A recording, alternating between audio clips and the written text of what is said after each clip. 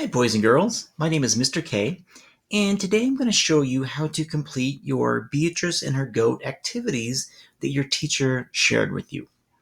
So, the resource that you're going to be doing is based on the story Beatrice's Goat by Paige McBriar. It's a really cool story. I hope you like it. So, the first section is just some basic reading comprehension questions. So, first thing, you need to make a prediction. And anytime you see a blue shaded in box, that means you need to type in an answer.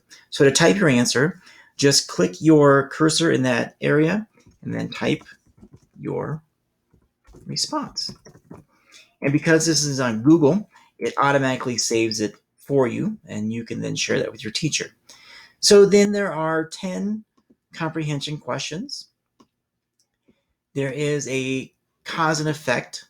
So, what happened first and what happened next, cause and effect.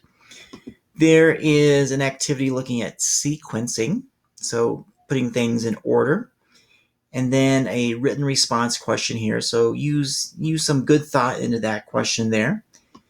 There is a activity where you need to fill in the story elements from Beatrice's Goat, character, setting, plot, and theme.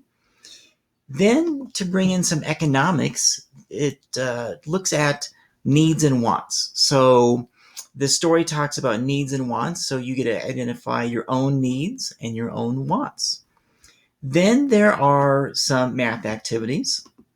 So, once again, to fill out this table, just click your cursor in there, and what you're filling out is, or what you're figuring out is, as Mugisa produced more and more milk, how many buckets of milk would she be able to give away over the course of time? And then taking a look based on that, how much money would Beatrice make by selling Mugisa's milk? Then there are 3 math word problems.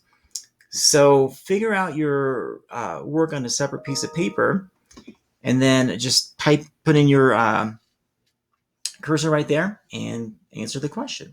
Once you're done, submit it and share it with your teacher, and they can see the great work that you're doing. I hope you enjoy this book, and I hope you enjoy these activities. Have a great rest of your school year, and good luck.